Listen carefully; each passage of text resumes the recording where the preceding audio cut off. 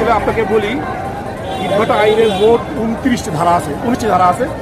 এই 19টি ধারা যদি মানে পরোক্ষভাবে যদি মানা হয়, বাংলাদেশে একটি ভাটার বৈধ লাইসেন্স পাওয়া যাবে না।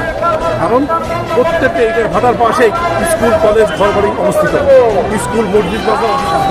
সেক্ষেত্রে যে বৈধ ভাটাগুলির লাইসেন্স দেওয়া হয়েছে সেগুলো আমরা মনে করি সেগুলো অবৈধ। কারণ যে 19টি ধারা আছে সেটি কিন্তু একটিও বাংলাদেশের জন্য প্রযোজ্য না। শুধুমাত্র বঙ্গোপসাগরে গেলে বাংলাদেশের বৈধ ভাটাগুলো পরিচালনা করা হয়।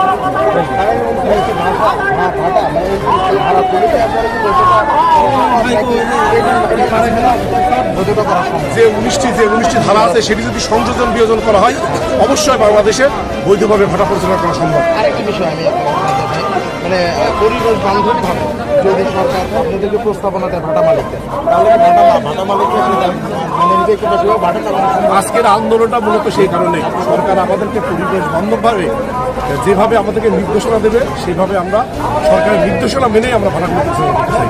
ভাড়ার মধ্যে সংযোজন বিয়োজন করলে সম্ভবত ভাটাকে বৈধ দেওয়ার সম্ভব। অবশ্যই।